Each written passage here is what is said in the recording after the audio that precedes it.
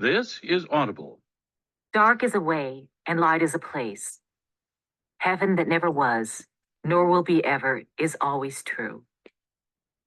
Dylan Thomas, poem on his birthday.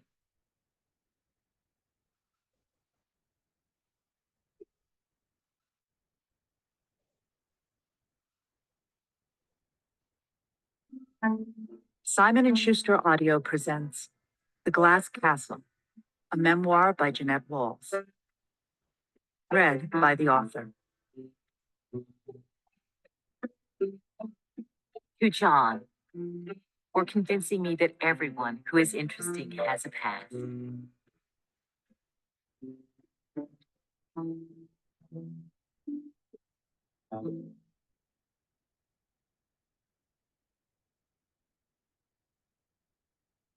Chapter 1.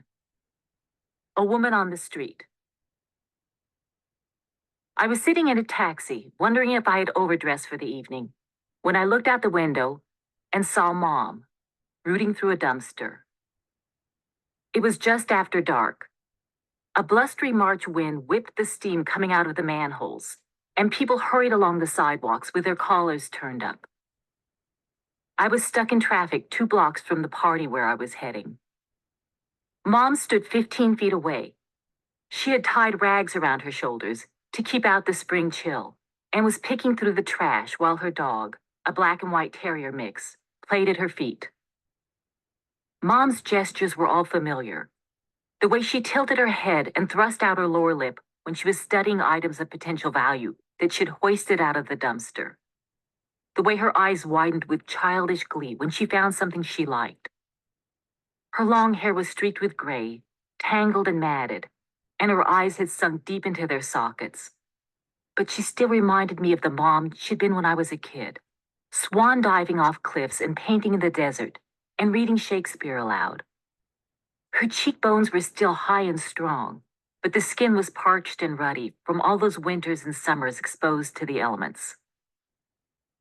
To the people walking by, she probably looked like any of the thousands of homeless people in New York City.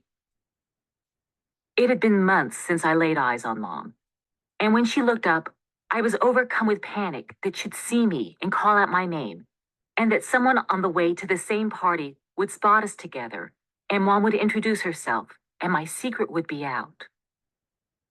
I slid down in the seat and asked the driver to turn around and take me home to Park Avenue. The taxi pulled up in front of my building. The doorman held the door for me, and the elevator man took me up to my floor.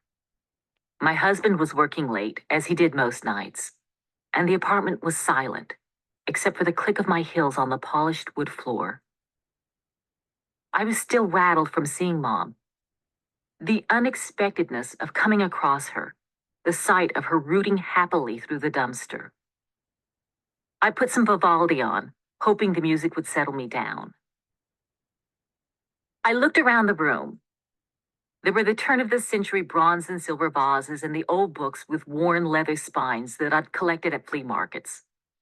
There were the Georgian maps I'd framed, the Persian rugs and the overstuffed leather armchair I liked to sink into at the end of the day. I tried to make a home for myself there, tried to turn the apartment into the sort of place where the person I wanted to be would live. But I could never enjoy the room without worrying about Mom and Dad, huddled on a sidewalk grate somewhere. I fretted about them, but I was embarrassed by them too, and ashamed of myself for wearing pearls and living on Park Avenue, while my parents were busy keeping warm and finding something to eat. What could I do?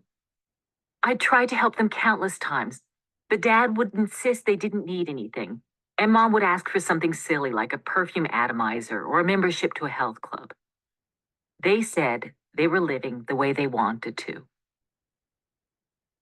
After ducking down in the taxi so Mom wouldn't see me, I hated myself, hated my antiques, my clothes, and my apartment. I had to do something, so I called a friend of Mom's and left a message. It was our system of staying in touch. It always took Mom a few days to get back to me, but when I heard from her, she sounded, as always, cheerful and casual, as though we'd had lunch the day before. I told her I wanted to see her and suggested she drop by the apartment, but she wanted to go to a restaurant. She loved eating out, so we agreed to meet for lunch at her favorite Chinese restaurant. Mom was sitting at a booth, studying the menu when I arrived. She'd made an effort to fix herself up. She wore a bulky gray sweater with only a few light stains and black leather men's shoes. She'd washed her face, but her neck and temples were still dark with grime. She waved enthusiastically when she saw me. "It's my baby girl," she called out. I kissed her cheek.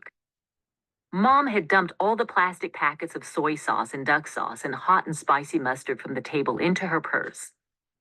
Now she emptied a wooden bowl of dried noodles into it as well. "A little snack for later on," she explained. We ordered. Mom chose the seafood delight. "You know how I love my seafood," she said. She started talking about Picasso.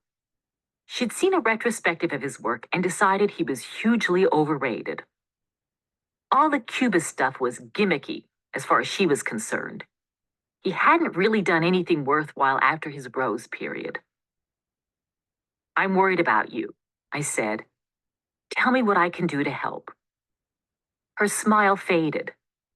"What makes you think I need your help?" "I'm not rich," I said, "but I have some money. Tell me what it is you need." She thought for a moment. "I could use an electrolysis treatment." "Be serious." "I am serious. If a woman looks good, she feels good." "Come on, Mom." I felt my shoulders tightening up, the way they invariably did during these conversations. "I'm talking about something that could help you change your life, make it better." "You want to help me change my life?" Mom asked. "I'm fine. You're the one who needs help. Your values are all confused." "Mom, I saw you picking through the trash in the East Village a few days ago." "Well, people in this country are too wasteful. It's my way of recycling." She took a bite of her seafood delight. "Why didn't you say hello?" "I was too ashamed, Mom. I hid." Mom pointed her chopsticks at me. "You see," she said, "right there. That's exactly what I'm saying. You're way too easily embarrassed. Your father and I are who we are. Accept it." "And what am I supposed to tell people about my parents?" "Just tell the truth," Mom said. "That's simple enough." Chapter 2. The Desert.